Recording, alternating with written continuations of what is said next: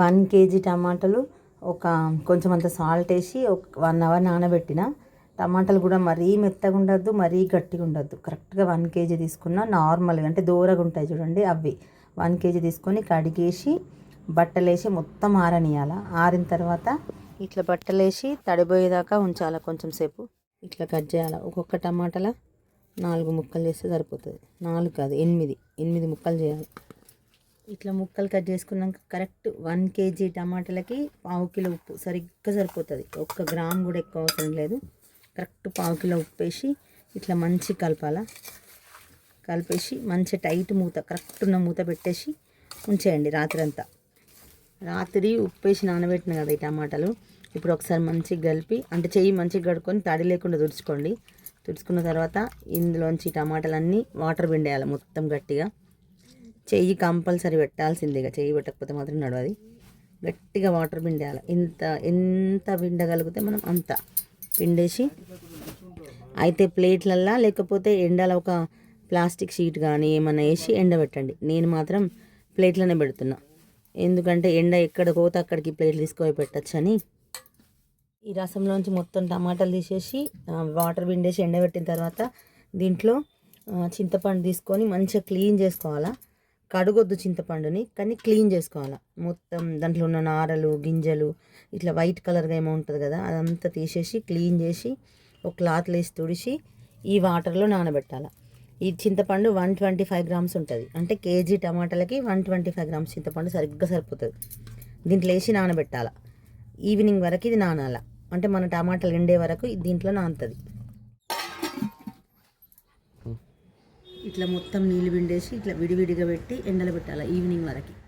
100 grams అల్లం తీసుకొని మంచిగా వాటర్లో కొంచెంసేపు నానబెట్టి కడిగి తుడిచి ఇట్లా పొట్టు తీసేసి కొంచెం చిన్న ముక్కలు, కొంచెం చిన్నగా అంటే కొంచెం మనం గ్రైండ్ చేస్తాం కాబట్టి ఇంత ముక్కలు కట్ చేసుకోవాలి, సరిపోతుంది.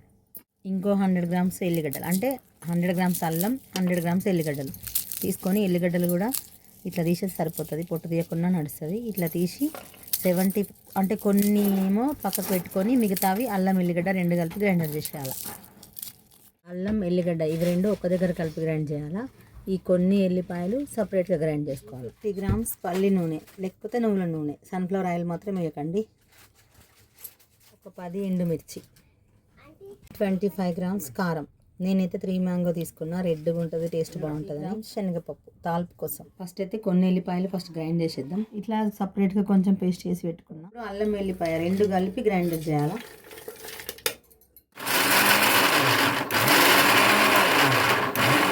పేస్ట్ చేసేసిన. ఇప్పుడు దీంట్లో రాత్రి పొద్దున మనం టమాటా రసంలో చింతపండు నానబెట్టుకున్నాం కదా, అది మొత్తం వేసేసేయాలా.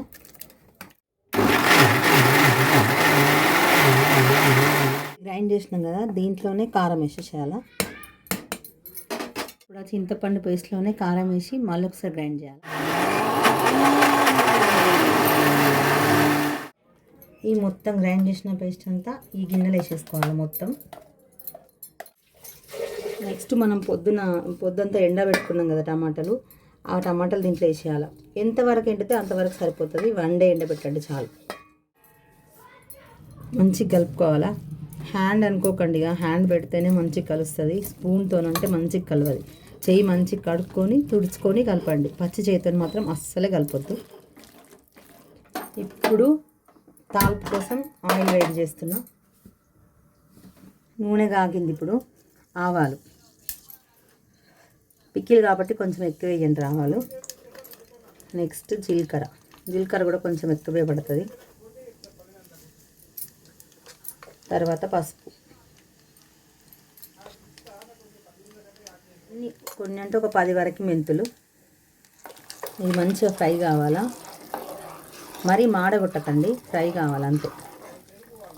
నెక్స్ట్ ఎండుమిర్చి, శనగపప్పు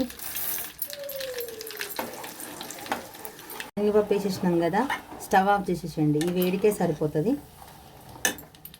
నూనె కొంచెం వేడి తగ్గినాక ఈ ఎల్లిపాయ వేసేయండి. మిగతా ఎల్లిపాయ మనం సపరేట్ గ్రైండ్ చేసుకున్నది. మరీ వేడిగా ఆయిల్ ఉన్నప్పుడు వేయొద్దు, మాడిపోతుంది, ఫ్లేవర్ అంతా చేంజ్ అవుతుంది. కాబట్టి కొంచెం వేడిగా ఉంది సరిపోతుంది. అప్పుడే స్టవ్ ఆఫ్ చేసినాం కదా నేను. ఇప్పుడు ఈ ఆయిల్ అంతా దీంట్లో పోసేయాలా. మస్తు అంటే కొంచెం వేడిగా ఉన్నప్పుడు పోయండి, గోరువెచ్చగా.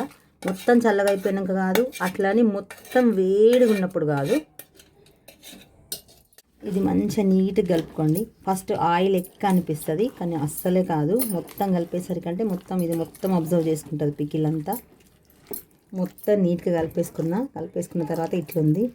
ఒకసారి మంచిగా దేవుణ్ణి మొక్కేసి తిని చూడండి. ఎందుకంటే పికిల్స్ ఏవైనా పెట్టినప్పుడు దేవుణ్ణి మొక్కడం నాకు అలవాటు, ఆయిల్ ఫుడ్స్ కానీ పికిల్స్ కానీ. ఓకేనా?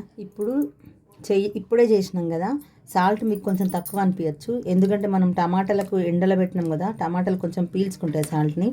రేపటి వరకు అంటే ఆ సాల్ట్ అది రిలీజ్ చేసేస్తుంది, కాబట్టి రేపు కరెక్ట్గా ఉంటుంది సాల్ట్. ఇప్పుడు తిని చూసి సాల్ట్ పడుతుందని మాత్రం అస్సలు వేయకండి. స్పూన్ ఎందుకు పెడుతున్నావురా? టేస్ట్ చూడద్దా?